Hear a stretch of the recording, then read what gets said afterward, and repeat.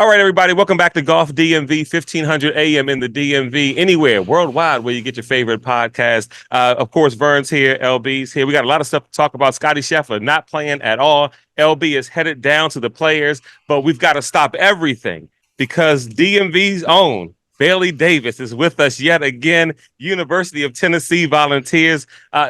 Bailey, thank you so much for spending time with us, man, and making room in your busy schedule for Golf DMV. For us, amateurs and us, Right. I'm an weekend amateur too. Really appreciate your time. So we got a lot to catch up on. I mean, the last time you were on the show, you finished second, I think, in the U.S. Women's Amateur, and we had junior girls, the junior girls, right? Mm-hmm. And we had a wonderful time. And I think that was before you went off to University of Tennessee and became a volunteer, getting in the record books and things like that. So we've got to catch up. The first thing I want to ask you, this is your junior year, correct? Yes. Time flies by so fast. Can you believe that this is your junior? I feel like we had you on the show last year, but this is your junior year. Mm-hmm. How does it feel, 3 years removed from high school, been, at Tennessee, and what's some of the things you love about being at Tennessee? The time has flown by. I feel like I just got here, and the fact that we have 2 more tournaments before SECs, and then my junior year is over after postseason is crazy. But I have loved Tennessee so much.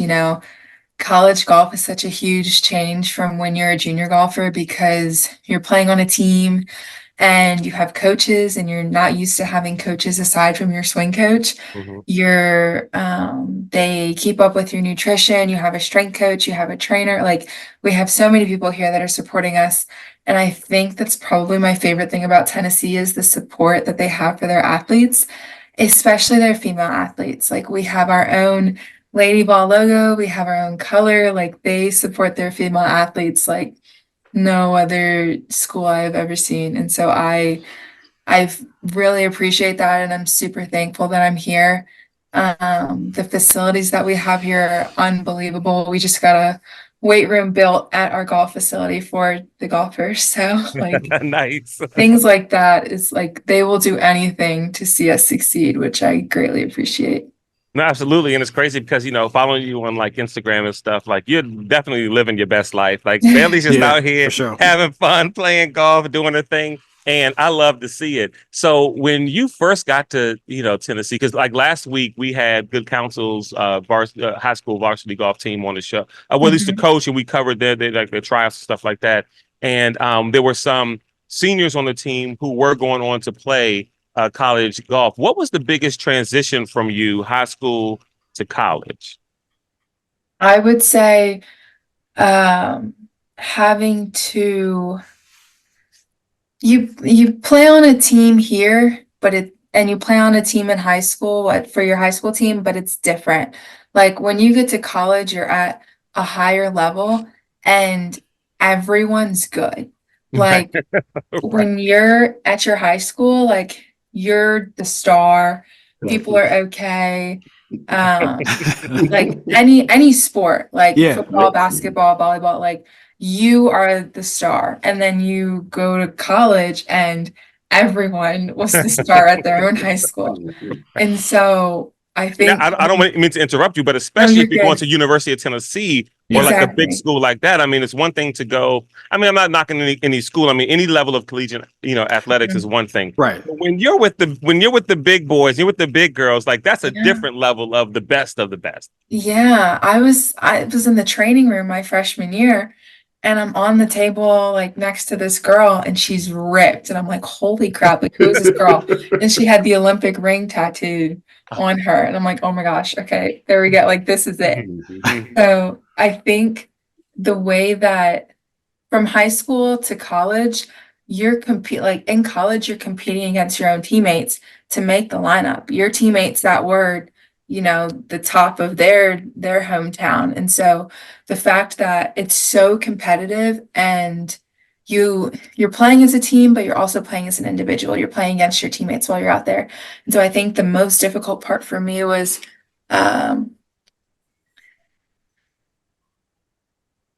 having to compete all the time and playing at that high level all the time. It's not easy and it's draining. And it makes you better in the long run, but it can be very mentally exhausting. And so I would say that was really difficult to me to play on a team and to compete against these girls 24/7, and then to go out and have to compete against them at the same time while also competing with them, you know? Right. So then we talked about high school Bailey to freshman Bailey. What about freshman Bailey at Tennessee to junior Bailey? Like, what's the biggest kind of growth area or changes that you've seen even within yourself? Mm-hmm. So I feel like this happened a lot this year, specifically, but understanding my golf game, my own golf game, like my freshman year and even last year, my coach would tell me to do something in my swing and I would just do it. I was the type of player that I didn't really analyze the golf swing like that. I wasn't into a lot of the technicalities. And so I just did whatever he told me to do. Right. And Me too.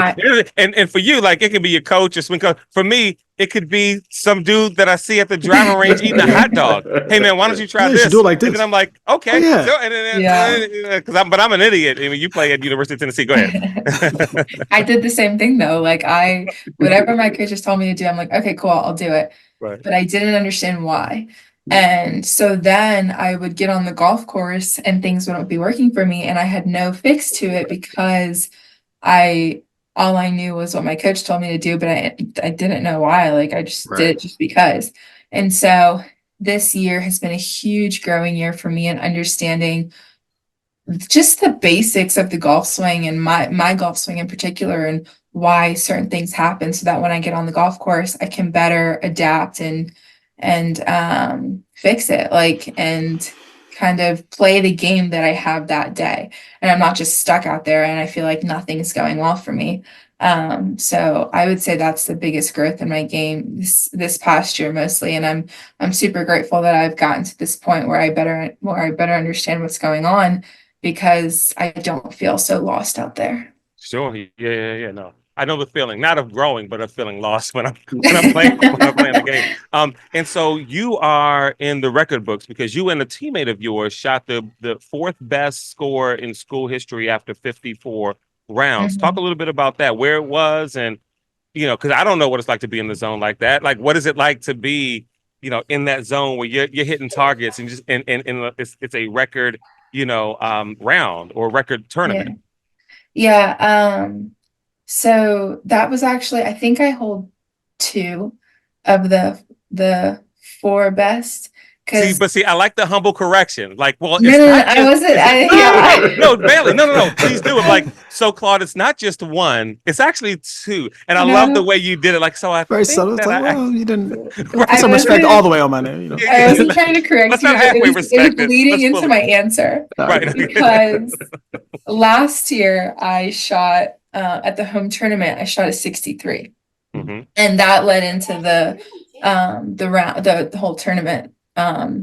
And during that round, I felt like I had a huge breakthrough in the ability to go low, because something I struggled with is, like, I could shoot a few rounds consistently of 70, 70, 70, but I wasn't going to shoot that 65 because I got nervous when I started to go low. And during that round, I remember telling myself I had like a chip. And I remember telling myself, if this goes in, like, it's just one of those days, like, it's just going to happen. Right. And it went in. And I was like, okay, so that's what today's going to be like. Yeah. And I felt like from that moment, I kind of just allowed myself to be free, and I allowed myself to go low. And so this past week, it was at the Golf Club of Houston. And I shot 65, and during the round, I was very comfortable. Like, I wasn't shying away from shots. I was keeping my aggressive targets. I was keeping my aggressive lines on the putts. And what's funny is that, so it was the second round of our 36-hole day. In the first round, I shot 1 over, and I missed probably 5 3-footers that round. I had 2 eagles that round and I shot 1 over. Wow. So that round, I had to go straight into the next round, and the 3-footer, I was freaking out over 3-footers. And so my mentality on my like 20-foot putts was get it close enough so that I don't have to make a 3-footer. And then they just started going in the hole. And so then I was like, okay, like this is working. Like, let's keep doing this.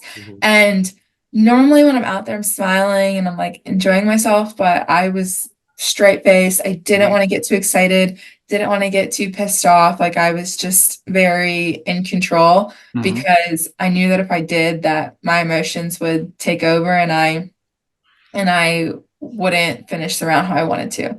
The whole time I was just telling myself, finish the round, and then we can be excited and do whatever we want. And so I think having that breakthrough moment a few years ago was huge for me, because then when I got in moments like this, I knew that you've been here before and you can do it. Like you can keep going low. There's nothing holding you back. Like you don't have to start getting conservative.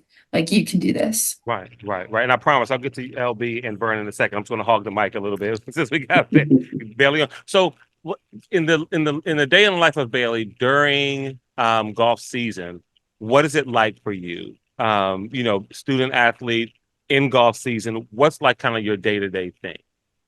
So usually we wake up, we have workouts 3 days a week. Usually we wake up for workouts around 5:30, workouts at 6 or 6:30. And then I'm sorry, wake up. I'm sorry, what time do you start the workouts again? 6:30. 6:30, got it. Yeah. And then workout for about an hour, breakfast, class from about I would say 8 to 12 is the time frame. There's different times within that, but 8 to 12 we would have class. And then practice in the afternoon. We play on Tuesday, Thursday, Fridays, and we actually practice on Monday, Wednesday. Sometimes Saturday, Sunday, we have Saturday, Sunday off most of the time. Sometimes we practice Saturday. And then after practice, homework and all that. What's different for me this semester is that as I'm getting into my upper level classes, I'm an economics major, and there are certain classes that are at certain times and I can't change that. And so now, like on Mondays, I have class in the morning, practice, and then I have a class at 4 until 5:20, and then I have a class from 5:30 to 8:30. Yeah.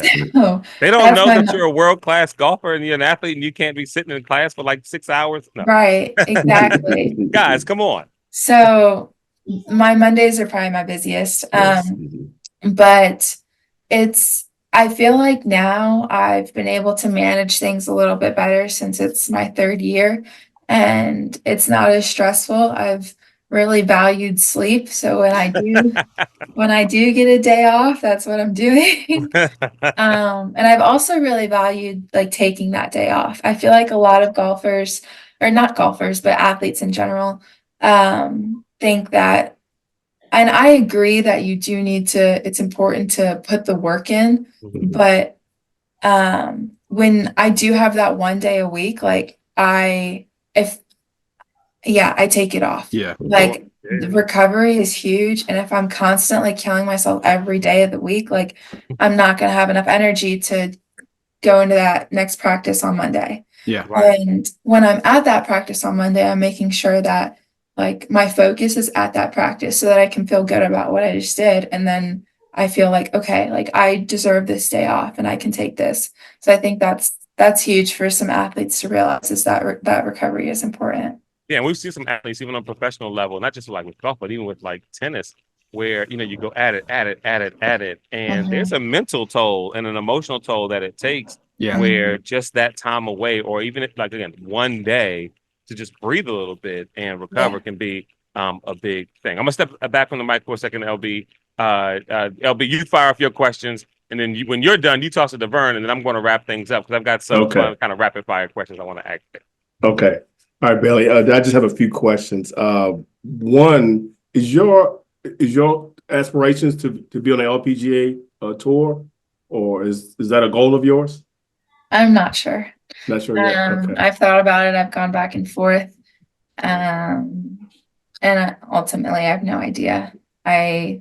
Not sure what else I would do. I feel like the doors will open as I get into that stage of my life. Mhm. But I keep thinking to myself, if I didn't try, would I regret it? Yeah. That's a question I ask myself all the time. So I'm not sure right now. Hopefully in a year I'll know. But Right. yeah. Well, not Well, to I put guess any pressure on you, but if you don't try, I will regret it. And so, a follow up to LB's question, with the economics being your major, are you looking into like more like investment type stuff? Are we talking Wall Street? Simply, I'm just trying to look for any inside information I can get to try to pad retirement. But you don't have to help me with that now. We can do that off the call. Yeah, we all can use some of those guys. We'll talk about that later. Go ahead, LB. Okay. Yeah. So to that same point though, as far as the LPGA, what does it take for you to qualify for the LPGA? Would you have to go through what's the Epson tour or something to get to qualify, or can you go straight from college to the tour? And what does that take? So you can, but you do have to qualify. So you would go to Q school. There's different stages of Q school, and if you make it through all the stages of Q school, you can get your LPGA tour card. If you don't make it through all the stages, but you like make it to the second or third stage, you do get Epson tour status. So there's that route. There's also the European tour that I could play if I choose to go to that Q school as well. Just depending on which options fit best for me. So if I qualified, I could go to the LPGA right after school. A lot of girls end up on Epson, and then there is a route through Epson if you're playing on Epson for a year or two or whatnot, and you finish well, you also can get your LPGA tour card there. So okay. So we'll change directions a little bit. So back in the day, like 3 years ago, when you were a senior in high school, I know you had multiple offers to play golf. And what back then, what was the driving factor that made you pick Tennessee? I mean, I know now that they made all these changes and things that you appreciate. Back then, what was the catalyst? I would say when I came on my visit, I felt like I just had that feeling that it was where I belonged, and that was thanks to the team and the coaches. They made me feel like I was already here. I didn't feel like I was out of place. And I saw it as a place where I could get better as a player and as a person. The coaches that I committed to are not the coaches that I'm with right now. But at the time, like speaking to them and what they wanted out of their players was the type of person that I wanted to be. You know, they cared about who I was as a person. They loved, and that bled into who I was as a player. And they loved that type of person and that type of player. And so that was something that I really appreciated. You know, I was fortunate enough to have amazing schools to choose from. But Tennessee just stuck out as one that, like, it felt like home. All right, cool. My final question, then we'll go to Vern. You know, being in college now, this is your third year, and you'll play courses all over the country. What are some of the courses that you played that I can't wait to get back here again and play this course, or any famous courses that you've had the opportunity to play since you've been at Tennessee?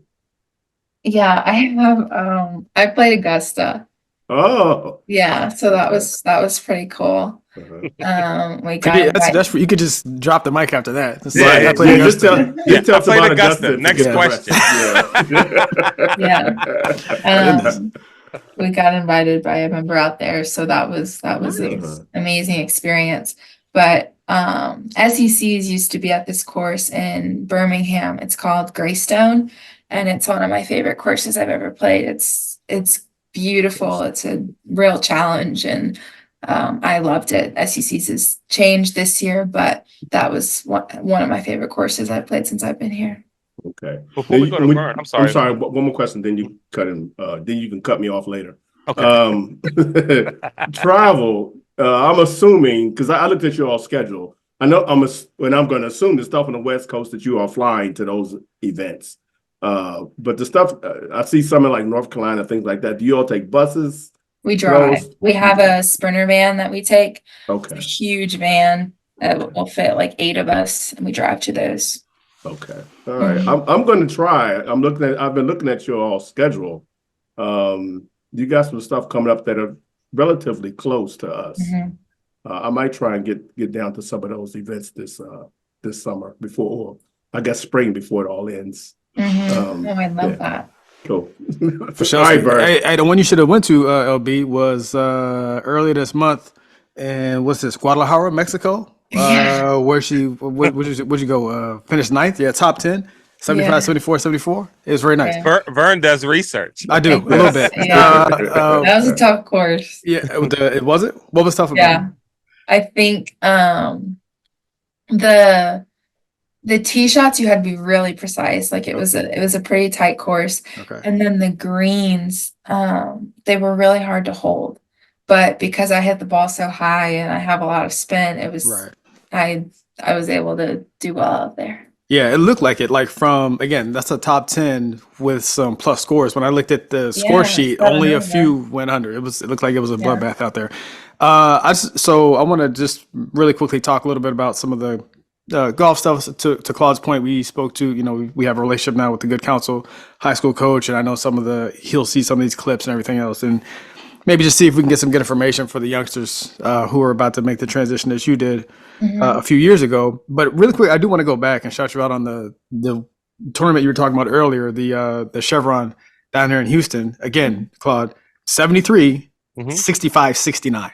So, and then to put up the 65, I didn't realize that the 36 was on day one, which I guess makes sense. So can you talk about, I mean, you kind of mentioned it before about relaxing, but to me, it would be very easy after 73 and the first round of a 36 on the second one to just kind of halfway check out or to roll over a little bit and just be like, well, I'm not going to make these 3-footers, but to go as low as you did. So was it just seeing the first one go in like from 20 feet or like for the long putt go in and then that relaxed you, or did you have to make a conscious effort the entire round to stay in the zone?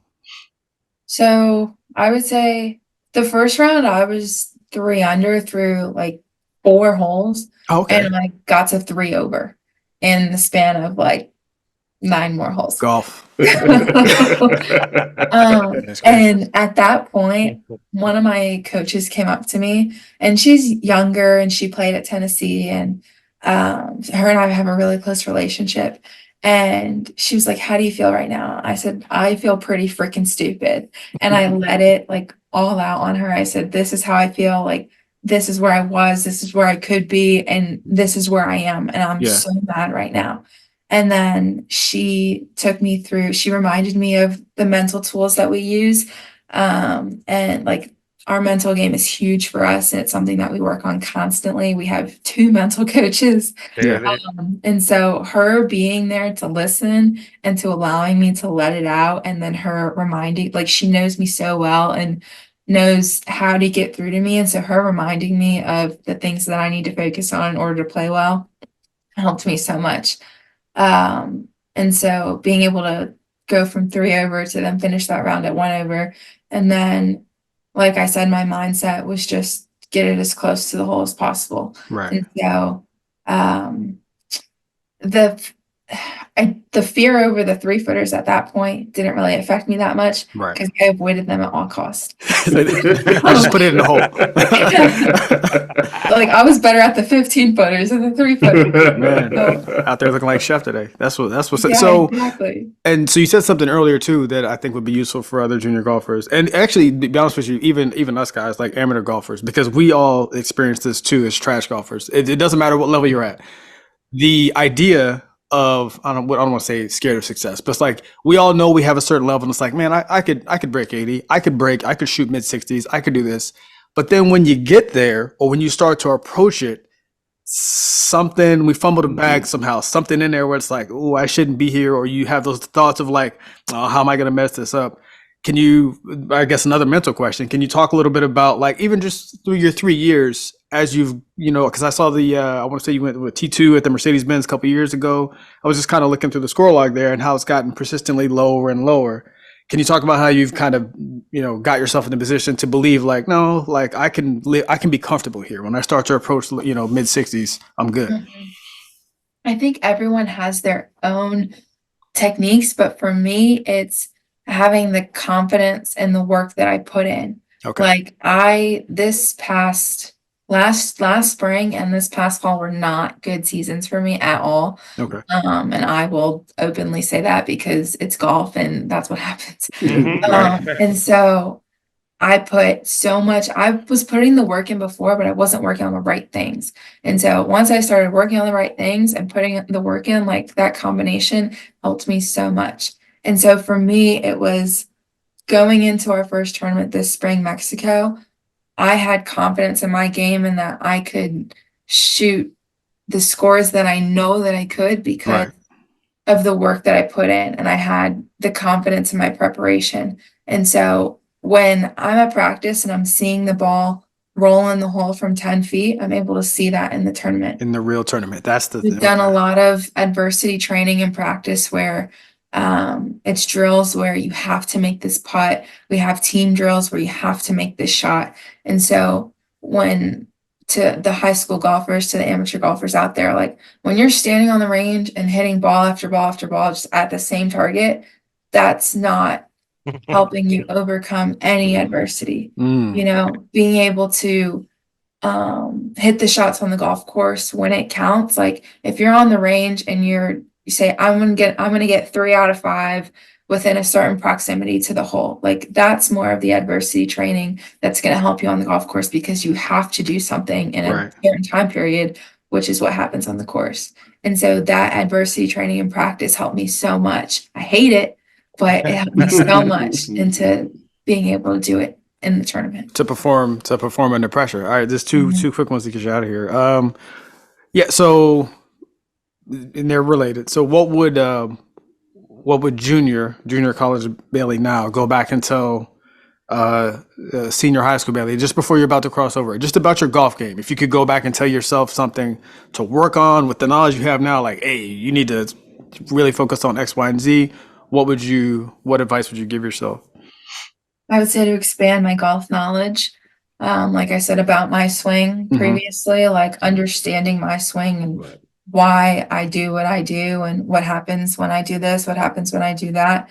I think that is a huge one for me because I wouldn't run into those huge slumps, Right. We're changing the wrong thing. And the last thing, similar question, just in general advice to the young DC area golfers out there who may be in your position, shooting well, kind of dominate a little bit. If you could tell them, like, just a general message, what should they be looking at, or about what it's like to cross over from, hey, I'm like you said, I'm legit here. I'm, in this pond, I'm killing, and I'm about to go to D1.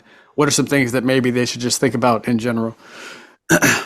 I would say have confidence in who you are and what got you to that point, because you belong there and you were there for a reason. When you get to college, like they recruited you for a reason because they saw something in you. And so have confidence in that and have, self-belief in that. Like, don't doubt yourself because you are around all these other big fish in the sea. Like you are there for a reason and you belong there. You didn't just get put in that situation. You earned that spot. Right. And so when you get to college, being open to what your coaches have to say, how they want to help you, because they're there to help you.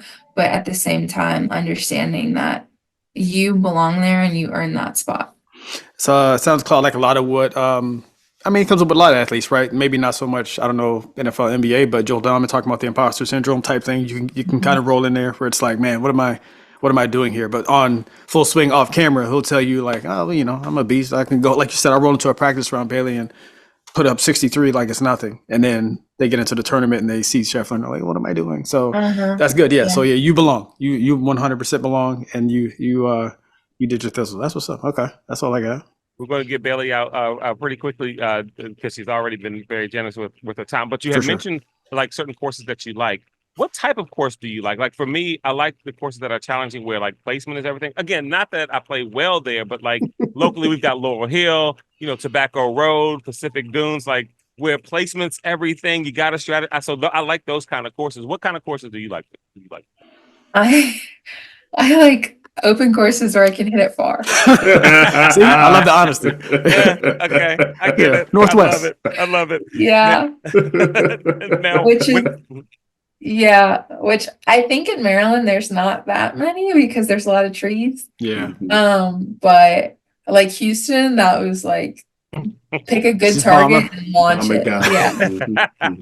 Just go for it. Go for it. So you talked about what you like about being at University of Tennessee as far as the golf program, but what do you like about the state itself or Knoxville itself? What do you like about just being in Tennessee? I think this is kind of related to the school. So the passion that everyone has for Tennessee, like it's pretty cool to see. Like you don't see that for the University of Maryland. Like no, you don't. Well, if I could add my 2 cents into that. Yeah. Knoxville is a college town. There is, not to knock Knoxville, but there isn't anything else but Tennessee. You know what I'm saying? Where are the Titans at? Is that Memphis? Where I don't know. Yeah, they're in Nashville. Oh, they're in Nashville. Okay. Yeah. Okay. Wait a minute, no, Knoxville. No, we're like 2.5 from Nashville. Right, from Nashville. Yeah. Okay. I didn't know. We're East Tennessee. Memphis is as far west Tennessee. Yeah. So I've spent some time in the area, and I remember the same thing. They loved anything Tennessee, anything balls. They were in it 100%. And to your point, Maryland, University of Maryland, we got everything else here too. So Maryland gets pushed down on the peg. But continue, please. Well, yeah, I completely agree with that. Yeah. But I would say the way that everyone cares about the success of Tennessee, as well as the scenery, it's really cool. The Smoky Mountains and the rivers. Our facility is right on the Tennessee River, so that's beautiful. Like in the summer, we just go paddleboarding out there. Our coach's in-laws have a lake house where we can go out on the boat, and so like that kind of peaceful lifestyle is really cool because it's also really different from the DMV. Yeah. So busy there. Yep. So when you're not busy, with golf and stuff like that, and you're having a day off, like or you're up all night binge watching something, what are you streaming? What are you watching?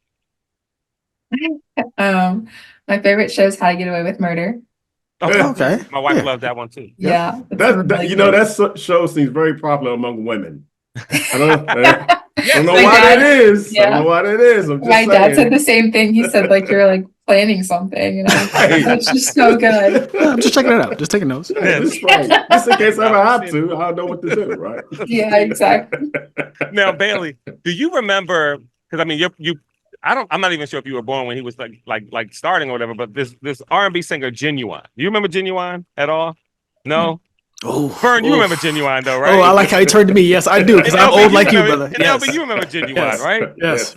So Genuine has this song called Same Old G, right? So he's like, even though I'm famous now, got all this money, I'm still the same old G. So I've got 3 questions, or a couple questions I'm going to ask you. We're going to find out if Tennessee has changed Bailey Davis, or if Bailey Davis is the same old G. Okay? All right. From the DMV, we're going to find out. All right. So Bailey Davis, would you rather have some Tennessee fried chicken or carry out chicken from the DMV with mumbo sauce? They carry out chicken. Okay. Same OG. Same OG. Good answer. All right. Would you now Beyonce just came out with a country song, okay? With a country album, actually. Yeah. And there's a plenty, of black country singers, women that are out here that are, we're suddenly finding out about. Would you rather listen to a Beyonce country song or go? It's gonna be nice. It's gonna be the first one. It's tough because it's Beyonce. I know. There's no wrong answer. Just it's just the silence is deafening. That's for sure. Yeah, it's gonna be number one. We asked her about go the first time, and she was like, It's Beyonce. It's Beyonce. Okay. So we've got one for no go, but we got the mumbo sauce. Okay. Now here we go. Has Tennessee changed Bailey Davis, or she's the same OG? This one is for all the marbles. Okay, here we go, Bailey. you've been in Tennessee. Are you down with country boots or Jordan 1s? Jordan 1s. Okay. Bailey Davis, the same OG. I don't have boots. I don't have a hat. All right. So last year, my wife and I went to Nashville. She's buying hats. She's buying boots. She's like, what she turned quick, are you doing? Yeah. Yeah. Okay. Well, Bailey Davis, the same OG. And thank you so much, Bailey, for spending time with us here on Golf DMV. Yes, absolutely, and hopefully we Bailey. can get you back, soon and all that other kind of jazz. And by the way, let me say this. If your coaches need people to help you guys in practice with adversity situations, you can always call me. I'll come down, I'll tee off for you guys or hit an approach shot, and you guys have to deal with the consequences. So that's adversity. I'll tee off for you or hit approach shots, and then y'all deal with the consequences. That's adversity because God knows where these shots are going. That's okay. Funny. Anywhere but in the fairway. Thank you guys for having me. I really appreciate it. I had a great time. Absolutely. Yes, and best of luck to you, Bailey. Continue success. Yes. I mean, delightful, right? We like Bailey. Yes. You know? Tennessee hasn't changed her. She has no clue who Genuine is. But she is the same OG. I know the name. I had to think about it for a minute. Like, yeah, I know the name, but I couldn't. If he walked in front of me with a name tag that said Genuine, I probably couldn't. The name tag that said Genuine. You wouldn't know one way or the other. But that's why I went to Vern first, because Vern probably would know. I backed you up. Aware during that. Shut him down immediately. And for those watching YouTube, the face was great. That's when you feel your age, because I felt it 2 weeks ago. But she was like, I'm afraid not. No, don't know who that is. But and that's the segment was based on the song "Same Old." Yeah, you got to explain it. Yeah. But if it's any consolation to people in the DMV, Bailey Davis definitely he's still the same OG. Same OG, man. Same OG. All right, so let's a couple of things we got to get to, but the first thing I want to get to is Lawrence. He played at Bowie with Coach Lou and a couple other guys, and he texted immediately before the round was even over and said, "I want to talk about Bowie and playing with new club."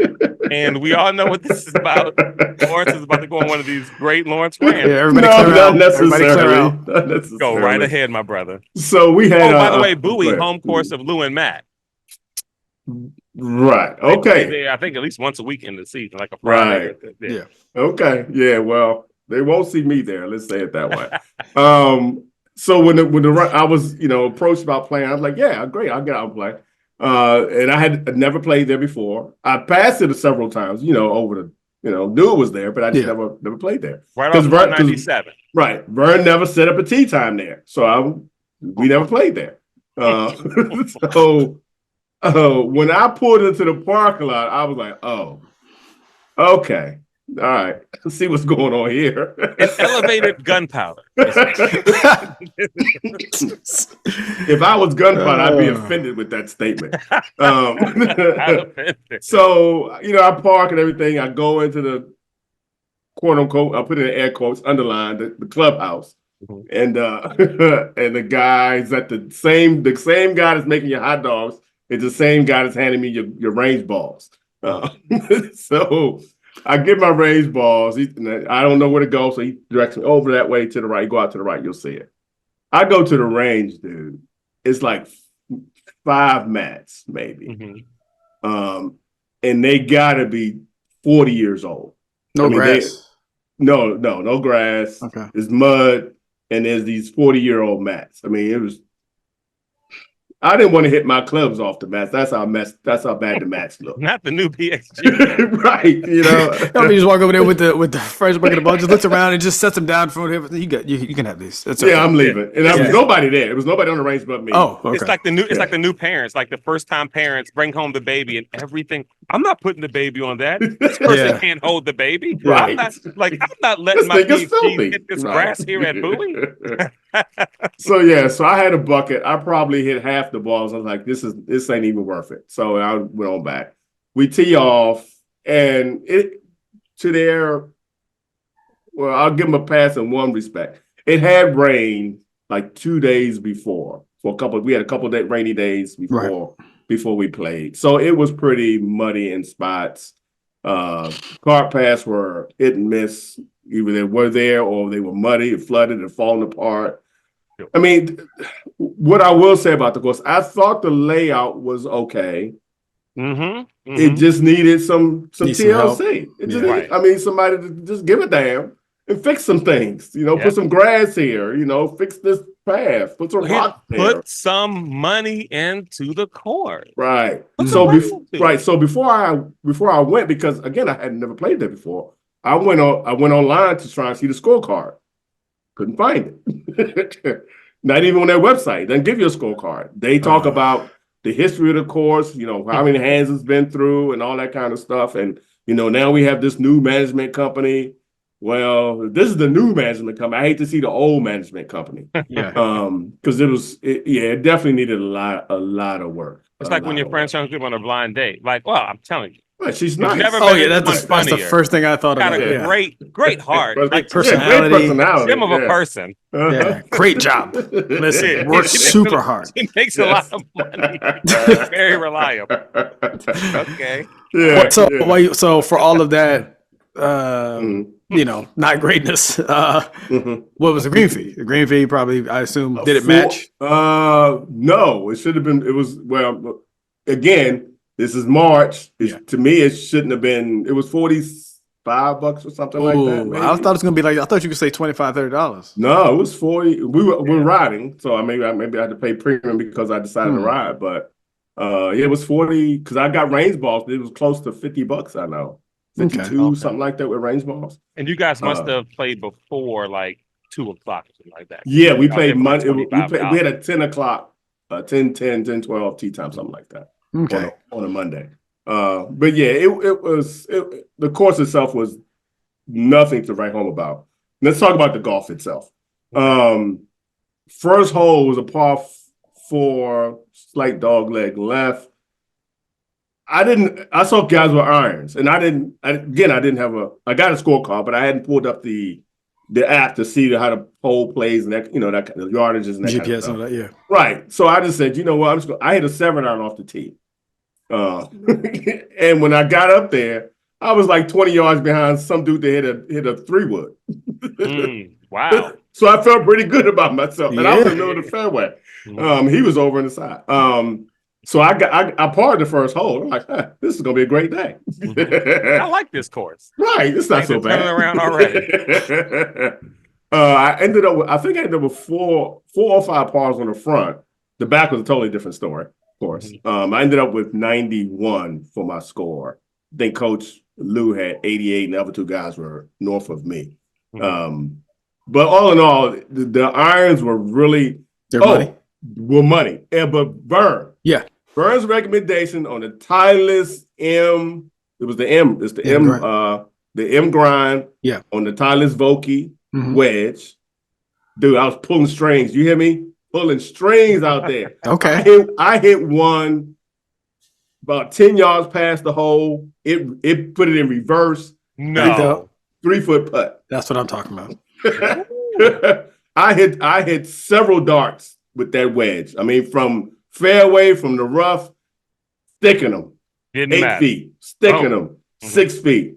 Couldn't putt, but I was sticking them. That new face, man. That spin mill. I mean, the spin mill grooves on them joints is legit. Yeah, it was. Okay. I was really impressed with that wedge because I was hitting them. I hadn't had it. I just bought it on Saturday. Yeah. Came home Sunday morning and put a new grip on it because it came with stock grip. So I put my tour. I've been using the mid grips, the medium size CP2 grips. Okay. And I went to second swing for the first time too that weekend. Okay. That was an experience. So yeah, I put the grip on Sunday morning. So I hadn't swung it at all until I got to the course. And trying to figure out last week when you were talking about trying to figure the distances with your wedges and all that kind of stuff. I just use wedges. I just use the numbers that I had from my previous lob wedge, which I kind of have in my head.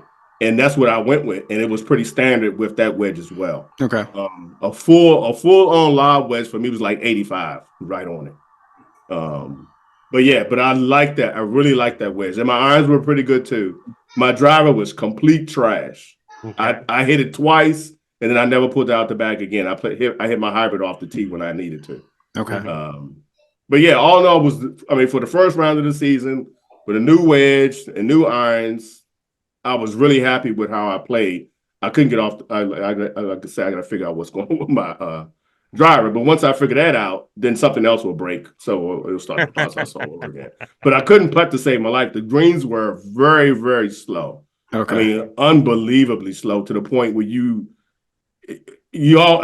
mean, 3 footers will come up short. You know, you just you got to like mash it. Not what we used to do on the Moco, yeah. No. So you say like Bowie is to gunpowder what PF Chang's is to the corner store Chinese food. Basically, we just dressed it up. Dressed it up and but it's the charge you same, more money. Yeah, beef and broccoli. That's all we got. Beef and broccoli. I got told Lou, he was asking, so what do you think? I'm like, I'm not coming back. It's just not. I mean, especially coming from Damascus. I mean, coming from Montgomery County, it's like you're passing so many different spots. That's like, a good point. I mean, from not only because Laytonsville, you're passing Laytonsville, you're passing Blue Mash. Yes, you would never. You got to pass Hampshire Greens. Even Adam from Mediocre's Golf Podcast, Northwest. You got to pass North. You got to pass Northwest. And if you're going to go down to Bowie, like, why aren't we just going to do Oak Creek or LP? Like, it doesn't. Right. I mentioned that, but why didn't they do? Because I don't even think Lou made a tee time. I think one of the other guys that made a tee time. I'm like, well, why didn't they just pick Enterprise if they didn't want to drive? No, and I don't want to stand this whole don't want to drive to Montgomery County. I mean, it's right there, from BG. It's right across. It's not far. It's not far. Well, we talk about Enterprise is in the county, obviously, but then like Hampshire, to me, it's Hampshire, Needwood are the two quick access. Or Northwest. Right up off 200. Oh, you said what's it? Yep. Oh, Northwest. Northwest. Yeah. Northwest closer than Needwood. Easy access. Yeah, that's true. Mm-hmm. That's true. Those are But or Hampshire's you could play University of Maryland. Like, I mean, for what you got with Bowie, go to University. Now, if I could play devil's advocate for Bowie, because I don't want to get cussed out by Matt and Lou, is you made a good point, LB. You live in Damascus.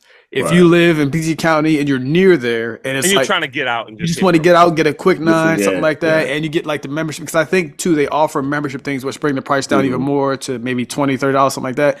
Totally to work in your game, totally worth it, 100%. And again, like as a practice course, it's pretty much all we got because everywhere else you got to pay, full freight or join or something like that. So and anything after like noon or 2:00, like super cheap. Price drops. Yeah, we're talking about like $30, something like that. Yeah, I was on one hole. I don't even remember what it was, and a guy starts walking from another group, is making a beeline straight for me, and I'm looking at the guy. I'm like, I don't know who this guy is, and why is he walking towards me like this?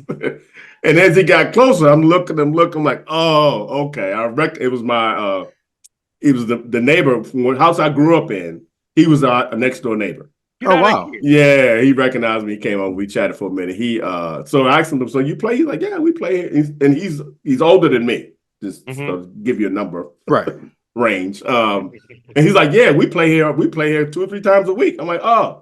Okay. Well, I know where to catch you if I need to, catch up with you. I know where to find you. But yeah, he said they play there. Again, retired old guys ain't got nothing else to do, so whatever. Yeah, they play there all the time. So, and I did notice that when I was before we teed off, almost everybody that was in carts ready to play were older gentlemen. When I was leaving, those younger people was coming. But early in the morning, it was nothing but gray hairs. It's like looking into the future, huh? Yeah. Except hopefully mine is not at Bowie. Hopefully mine is somewhere else. That's true. Yeah. I'll join the league in Laytonsville or somewhere else. Yeah. Oh man, there it is. So I guess let's talk a little bit do we want to talk about Scotty at all with the Arnold Palmer? Anybody watch it? I watched a little bit, yeah. I watched a lot of golf this week. I watched a lot of Arnold Palmer, I watched a lot of Liv, and I watched a lot of the LPGA. I'm all dialed in right now with watching the golf and the golf season. I'm back in. I'm back. It'll be like 2 weeks out, 3 weeks out from the Masters. So players next week. No. Did you? You said you watched a lot this weekend. It's funny because I don't think Scheffler led until today. Until they counted. Yeah. Lowry and we used to call him what? Michael Myers, right? Yeah. Doesn't play games. He walked them down. That's for sure. Well, a couple of things I've noticed, and I'll get to my points because there's only a couple. His new look. What do you think of the new beard? With the beard? Yeah.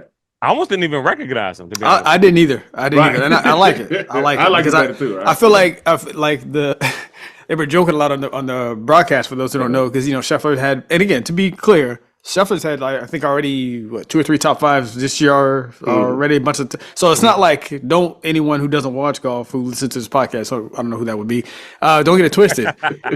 he's been, this is what we were talking about last year, right? It's like, man, if he could just putt. Yeah. Now the questions about his putting, I don't know if you guys know, we're following this. He was getting annoyed with him, and I just imagine like the beard and everything, and it's just what was that the scene in Pulp Fiction when Samuel L. Jackson's talking to Philip Marr, and he says, "Say what one more time." One more time. That's right. Replace that with putt. I feel like that's what people were, they would get on his nerves, asking him about the putting, because they kept bringing it up on the broadcast. But he's got a new mallet putter, and was just drilling them home. And it was crazy to see him just pop up out of nowhere, because I was out and about when I came back, and I was like, "Oh, here we go again." And as soon when he had the lead by 3, I was like, "You knew it was over." Because I know how he do. Yeah, Chef's not giving that up. Yeah, he's not. Yeah. He don't back up. So I think it's cool that he wins this week, going into defending the players CPC next week, which LB will be at. Incidentally, our buddy Mike will be there too for like a day or two. But so I'm with you, Claude. I'm all the way dialed in. We get this week the players back to back. We take a break with the Valero will probably be something too. I think the Valero's after that. And then one more, and then I think the Masters, I believe, or is the Masters right after the Valero? I don't know if it's 3 weeks or 4 weeks. Well, as I go through this next item on the Arnold Palmer, maybe look it up, and then when you come back, let me know when the Masters is. But did you guys see Tommy Fleetwood hit the 10 on? I mean, it was so hard, not even hard to watch. I mean, he's at the 6th hole, right? Yeah, and he hits his drive. And then he puts like 3 or so in the water. Yeah. And he just and you're watching it and you're like, at what point is he going to just do something to, like, I'm going to do anything I have to do to keep this thing dry? Because it's water. And then I guess he changed the club and just left it short right, or maybe it wasn't short, maybe long right. And he just seemed, like we just talked to Bailey Davis, lost. Like, I don't know what to do, so I think I'll just hit the same shot. And then he hits it in the water. Well, I don't know what to do, so I guess I'll just hit the same shot. And he asks his caddy, "Why am I pulling it?" And the thing is, I don't know why you're pulling it, but stop. Stop pulling it, right? Yeah. Stop hitting that club. Stop trying. Like, just do something different. That's a lot of pressure to put on the caddy. Right? Don't ask me, brother. You know it cost me money. We have my broke putting me down. The caddy's like, "Why are you pulling it?" Right. I don't know, but I'm giving you the distance, and I'm telling you what. Like, I mean, what about? Don't do that. Yes. It was amazing to watch. Did you guys see anything with the Tommy Fleetwood? I did not. I'm pulling it up now because I didn't see that part, but I did go through the scorecard, and I was like making a note of who all missed the cut. And obviously his name was on that list. So it's Fitzpatrick, Adam Scott, Justin Rose, Colin Morikawa as well, and Tommy Fleetwood. Yeah, the ones that missed the cut. I didn't see his 10, but I am pulling it up right now. So it's not even the worst one though. While you pull it up, it's not even the worst one. Jake Knapp made the cut because he's been playing. I love Jake Knapp for his handle, nap time. That's just some cold. That's just some cold bleep to yell at somebody after make a putt. Like, make a putt. But nap time. But here's the thing. It is cold. It is cold. But here's the thing about the nap time thing. What's that? You know that he's been waiting 8 years to use it. Right. Like, he's been waiting. Like, he that's came true. up with this like in 2016. It's like, at some point I'm going to win on tour, and when I do, I'm going to use nap time. Nap time. Because like his family and people that have the t-shirts nap time, they made those 8 years ago. Yeah. And so say they've been collecting dust in the closet like nobody wore them. Right. And while we're laughing and making fun of it, I admire him for that. I do. And he has a ridiculous swing. I like in terms like he's it's crazy to watch this swing. But he made a 12, LB. He made a 12. I'm sorry, LB. Well, I mean, Vern, one more thing. And how many times do you think, as a bouncer at a bar, he put some dude in a chokehold and said, "It's nap time." Nap time. That's true. That's good. That's very good, actually. Put them out. Take out the trash. On some Roadhouse. Some Roadhouse nonsense. It's nap time. Yeah. He made it 12. And like, while we're talking about like PGA players looking mortal on this Florida run, what was the Honda? It was the Cognizant now or whatever. Cognizant, yeah. So I know that was a week ago, but I wanted to bring up to you guys. There was just one. So we all watch golf, and we know, like, so you're watching the main feed. I'm just sitting there doing some work, watching the main feed, and they bounce around to the main guys in contention in 7. And then when they cut to some golfer you never heard of, and it says like +2, and it's like he's out of it. what do you expect to happen when they cut to, it's like he's on the green or he's about to chip? What does that usually signal to you? It's like, oh, he's about to make it. Yeah, he's about to make some shot. So I'm sitting there just like looking up and down from their computer, and they cut to like, Jim Smith. I don't remember the guy's name or whatever, and he was like in the bunker. Same thing. And it was like, I was like, oh, he's about to chip in from the bunker. It was the opposite. He hit it out of the bunker into the water.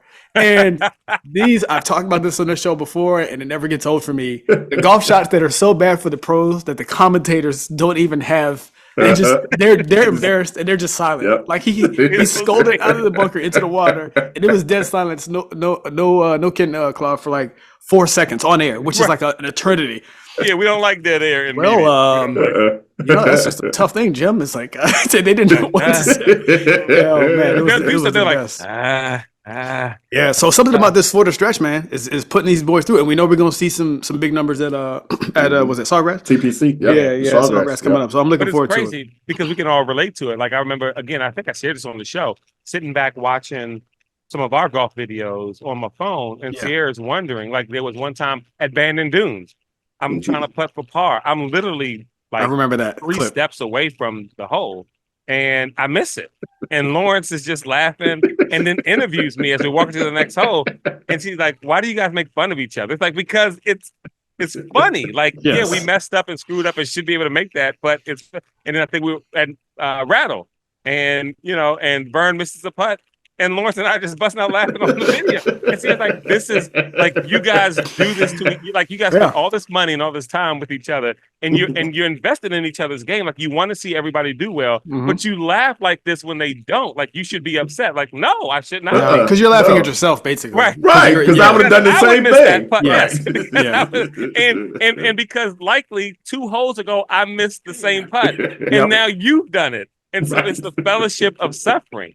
Sierra's a religious woman. She understands the Bible. There's a fellowship in suffering. But anyway. So after, just really quick, just to clean it up, so we got the players this week. We got Valspar, Houston, Valero, then Masters. So we got three regular tournaments. The Houston doesn't. Oh, was that Shell? That maybe used to be the Shell, because I feel like it maybe used to be called something else. Yeah, I think it was a Shell before. Okay, yeah. Shell Houston Open, I think it was. Yeah, exactly. And then then we got the Valero, and then we're on to the first major of the year, boys. So it'll be good. And just really quick, Claude, I know we're about to wrap up. LB played his first round. Well, not your first round of the year, or I think that was my first round. Okay, yeah, I think so. We got ours this Thursday.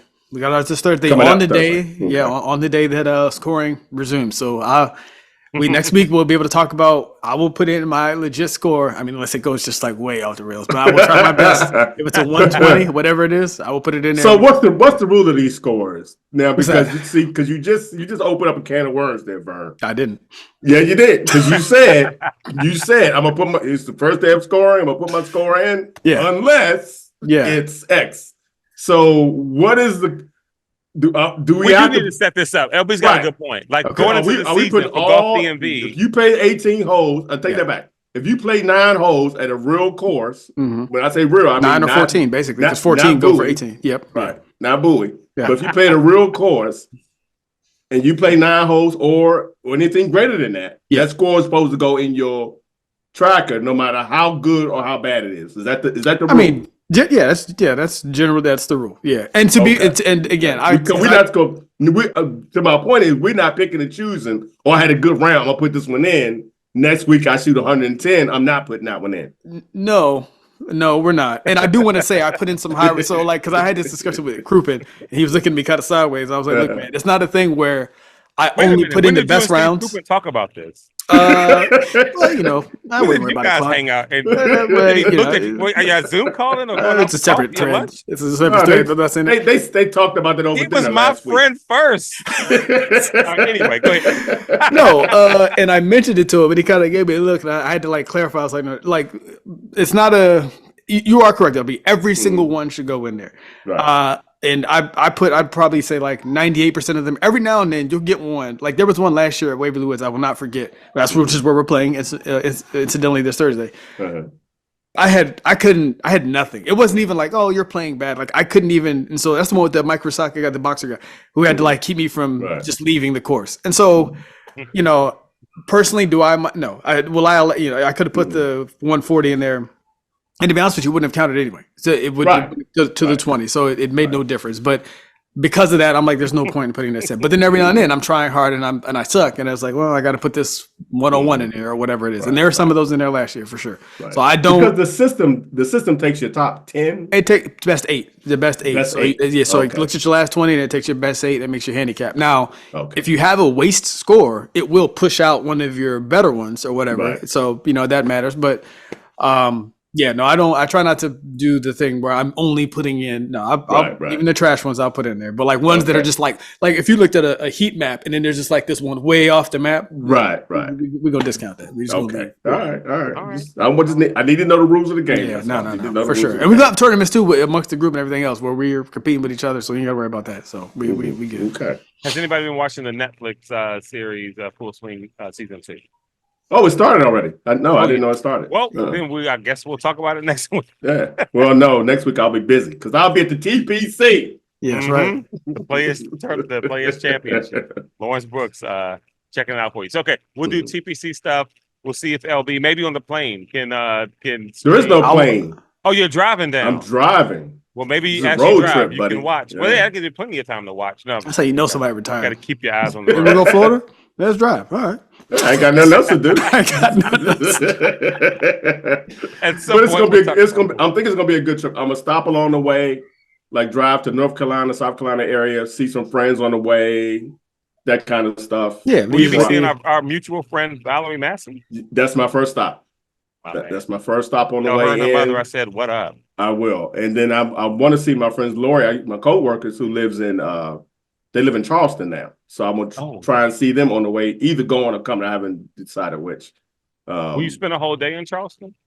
No. Okay.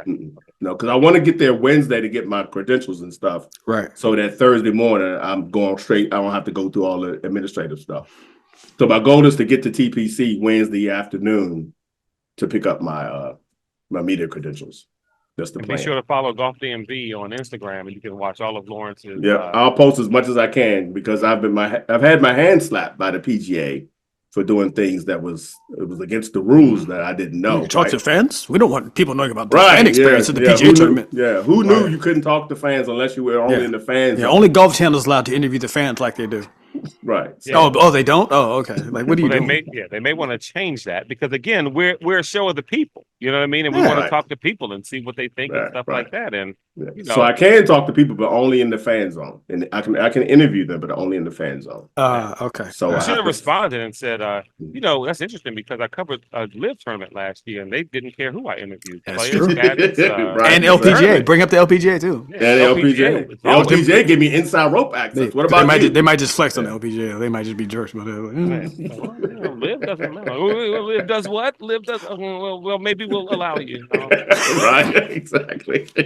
All right. So we'll come back next week with a lot of great things. Again, isn't Bailey Davis the coolest though, guys? Yeah, super cool. Was. Super cool. Love having Bailey on the show. Yep, all right, guys. On the show. We'll talk again next week.